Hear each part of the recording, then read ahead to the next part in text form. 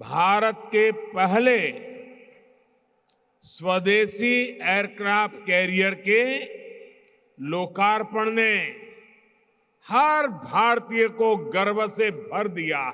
और अब यहां बेंगलुरु में 3,700 करोड़ रुपए से अधिक के प्रोजेक्ट्स का लोकार्पण, शिलान्यास और भूमि पूजन हुआ है। ऐतिहासिक मैंगलोर पोर्ट की क्षमता के विस्तार के साथ साथ यहां रिफाइनरी और हमारे मछुआरे साथियों की आय बढ़ाने के लिए अनेक प्रोजेक्ट्स का लोकार्पण और शिलान्यास भी हुआ है। इन परियोजनाओं के लिए मैं कर्नाटका वासियों को, आप सबको बहुत बहुत बधाई देता हूं। इन प्रोजेक्ट से कर्नाटका में व्यापार, कारोबार को, उद्योग को और ताकत मिलेगी, ईज ऑफ डूइंग बिजनेस को बल मिलेगा। विशेष रूप से वन डिस्ट्रिक्ट वन प्रोडक्ट के तहत विकसित किए जा रहे कर्नाटका के किसानों और मछुआरों के उत्पादों को अंतर्राष्ट्रीय बाजारों तक पहुंचाना और आसान होगा। साथियों, इस बार स्वतंत्रता दिवस पर लाल किले से जिन पंच प्राणों की बात मैंने की है, उनमें से सबसे पहला है विकसित भारत का निर्माण। विकसित भारत के निर्माण के लिए देश के मैन्युफैक्चरिंग सेक्टर का, मेक इन इंडिया का विस्तार करना बहुत जरूरी है। विकसित भारत के निर्माण के लिए जरूरी है हमारा एक्सपोर्ट बढ़े, दुनिया में हमारे प्रोडक्ट कॉस्ट के मामले में कॉम्पिटिटिव हो, ये सस्ते और सुगम लॉजिस्टिक्स के बिना संभव ही नहीं है। इसी सोच के साथ पिछले 8 वर्षों से देश के इंफ्रास्ट्रक्चर पर अभूतपूर्व काम हो रहा है। आज देश का शायद ही कोई हिस्सा है जहां इंफ्रास्ट्रक्चर का किसी ना किसी बड़े प्रोजेक्ट पर काम न चल रहा हो। भारतमाला से सीमावर्ती राज्यों के रोड इंफ्रास्ट्रक्चर को सशक्त किया जा रहा है, तो कोस्टल इंफ्रास्ट्रक्चर को सागर माला से शक्ति मिल रही है। भाई और बहनों, बीते वर्षों में देश ने पोर्ट लेड डेवलपमेंट को विकास का एक अहम मंत्र बनाया है। इन्हीं प्रयासों का परिणाम है कि सिर्फ 8 वर्ष में भारत के पोर्ट्स की कैपेसिटी लगभग 2 गुनी हो गई है। यानी साल 2014 तक हमारे यहां जितनी पोर्ट कैपेसिटी बनाई गई थी, पिछले 8 वर्षों में उतनी ही नई जोड़ी गई है। मैंगलोर पोर्ट में जो टेक्नोलॉजी से जुड़ी नई सुविधाएं जोड़ी गई है, इससे इसकी कैपेसिटी और एफिशिएंसी दोनों बढ़ने वाला है। आज गैस और लिक्विड कार्गो के स्टोरेज से जुड़े जिन 4 प्रोजेक्ट्स का शिलान्यास यहां किया गया है, उनसे कर्नाटका और देश का बहुत लाभ होने वाला है। इससे खाद्य तेल की, एलपीजी गैस की, बिटुमिन की इंपोर्ट कॉस्ट भी कम होगी। साथियों, अमृत काल में भारत ग्रीन ग्रोथ के संकल्प के साथ आगे बढ़ रहा है। ग्रीन ग्रोथ और ग्रीन जॉब, ये नए अवसर है। यहां की रिफाइनरी में जो नई सुविधाएं आज जुड़ी हैं, वे भी हमारी इन्हीं प्राथमिकताओं को दर्शाती है। आज हमारी रिफाइनरी नदी के पानी पर निर्भर है। डिसैलिनेशन प्लांट से रिफाइनरी की नदी के पानी पर निर्भरता कम हो जाएगी। भाई और बहनों, पिछले 8 वर्षों में देश भर में इंफ्रास्ट्रक्चर के विकास को जिस प्रकार देश ने प्राथमिकता बनाया है, उसका बहुत अधिक लाभ कर्नाटका को मिला है। कर्नाटका सागरमाला योजना के सबसे बड़े लाभार्थियों में से एक है। कर्नाटका में सिर्फ नेशनल हाईवे के क्षेत्र में ही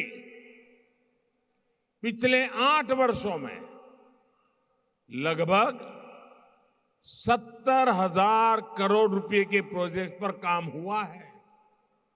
इतना ही नहीं, लगभग 1 लाख करोड़ रुपए से अधिक के प्रोजेक्ट पाइपलाइन में हैं। Bengaluru Chennai expressway, Bengaluru Mysore road highway की 6 लेनिंग, बेंगलुरु से पुणे को जोड़ने वाला greenfield corridor, Bengaluru satellite ring road, ऐसे अनेक प्रोजेक्ट पर काम हो रहा है। रेलवे में तो 2014 से पहले की तुलना में कर्नाटका के बजट में 4 गुना से अधिक की बढ़ोतरी हुई है। रेल लाइनों के चौड़ीकरण में भी बीते 8 सालों में 4 गुना से अधिक गति से काम हुआ है। कर्नाटका में रेल लाइनों के बिजलीकरण का तो बहुत बड़ा हिस्सा पिछले 8 वर्षों में पूरा किया गया है। साथियों, आज का भारत आधुनिक इंफ्रास्ट्रक्चर के विकास पर इतना फोकस इसलिए कर रहा है क्योंकि यही डेवलप भारत के निर्माण का मार्ग है। आधुनिक इंफ्रास्ट्रक्चर का निर्माण उस सुविधा बढ़ाने के साथ ही बड़े पैमाने पर नए रोजगार का भी निर्माण करता है। अमृतकाल में हमारे बड़े संकल्पों की सिद्धि का रास्ता भी यही है। देश के तेज विकास के लिए ये भी बहुत आवश्यक है कि देश के लोगों की ऊर्जा सही दिशा में लगे। जब लोगों की ऊर्जा मूलभूत सुविधाओं को जुटाने में लगी रहेगी, तो फिर इसका प्रभाव देश के विकास की गति पर भी पड़ता है। सम्मान से जीवन जीने के लिए पक्का घर, टॉयलेट, साफ पीने का पानी, बिजली और धुआं मुक्त किचन, ये आज के युग में स्वाभाविक आवश्यकताएं हैं। इन्हीं सुविधाओं पर हमारी डबल इंजन की सरकार सबसे ज्यादा जोर दे रही है। पिछले 8 वर्षों में देश में गरीबों के लिए 3 करोड़ से अधिक घर बनाए गए हैं। कर्नाटका में भी गरीबों के लिए 8 लाख से ज्यादा पक्के घरों के लिए स्वीकृति दी गई है। मध्यम वर्ग के हजारों परिवारों को भी अपना घर बनाने के लिए करोड़ों रुपयों की मदद दी गई है। जल जीवन मिशन के तहत सिर्फ 3 वर्षों में ही देश में 6 करोड़ से अधिक घरों में पाइप से पानी की सुविधा पहुंचाई गई है। कर्नाटका के भी 30 लाख से ज्यादा ग्रामीण परिवारों तक पहली बार पाइप से पानी पहुंचा है। मुझे खुशी है कि इन सुविधाओं की सबसे अधिक लाभार्थी हमारी बहनें हैं, हमारी बेटियां हैं। साथियों, गरीब की बहुत बड़ी आवश्यकता इलाज की सस्ती सुविधा और सामाजिक सुरक्षा होती है। जब गरीब पर संकट आता है तो पूरा परिवार और कई बार आने वाली पीढ़ियां तक मुश्किल में पड़ जाती है। गरीब को इस चिंता से आयुष्मान भारत योजना ने मुक्ति दिलाई है। आयुष्मान भारत योजना के तहत देश के करीब करीब 4 करोड़ गरीबों को अस्पताल में भर्ती रहते हुए मुफ्त इलाज मिल चुका है।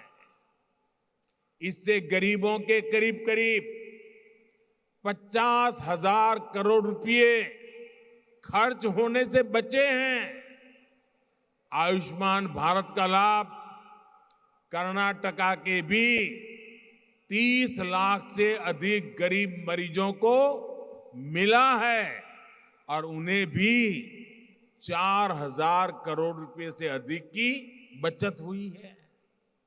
भाइयों और बहनों, आजादी के बाद दशकों तक हमारे यहां ऐसी स्थिति रही कि सिर्फ साधन संपन्न वालों को ही विकास का लाभ मिला।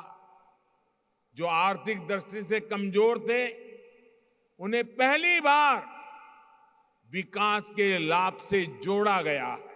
देश के 11 करोड़ से अधिक किसानों के बैंक खातों में लगभग 2 लाख करोड़ रुपए ट्रांसफर किए गए हैं।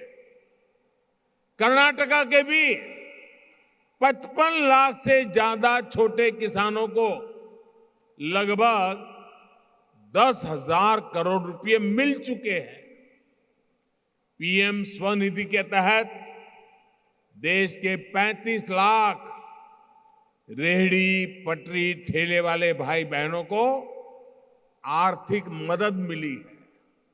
इसका लाभ कर्नाटक के भी लगभग 2 लाख स्ट्रीट वेंडर्स को हुआ है।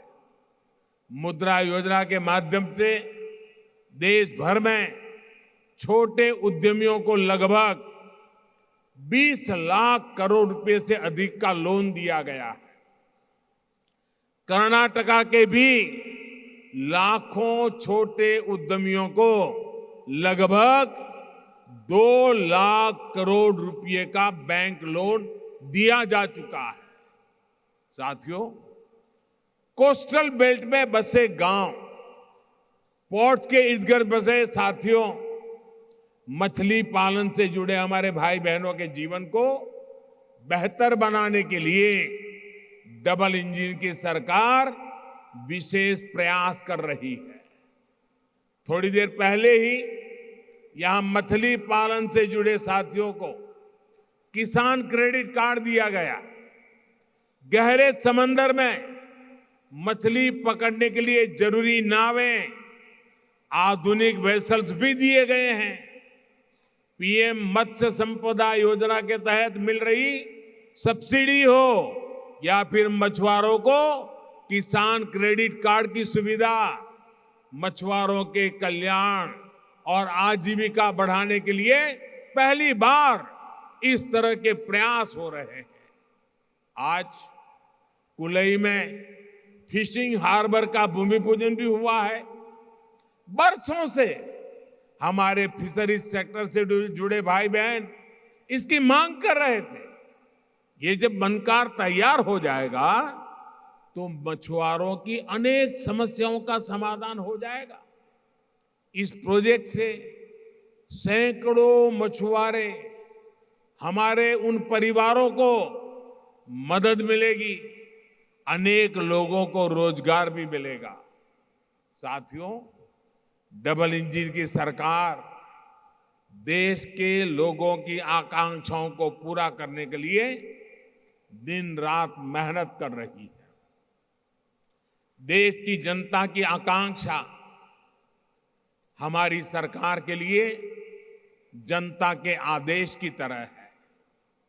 देश के लोगों की आकांक्षा है कि भारत में वर्ल्ड क्लास इंफ्रास्ट्रक्चर हो। आज देश के कोने कोने में आधुनिक इंफ्रास्ट्रक्चर का निर्माण हो रहा है। देश के लोगों की आकांक्षा है कि हमारे ज्यादा से ज्यादा शहर मेट्रो कनेक्टिविटी से जुड़े हो। हमारी सरकार का प्रयास है, उसी की वजह से पिछले 8 साल में मेट्रो से जुड़े शहरों की संख्या 4 गुना हो चुकी है। देश के लोगों की आकांक्षा है उन्हें आसानी से हवाई उड़ान की सुविधा मिले।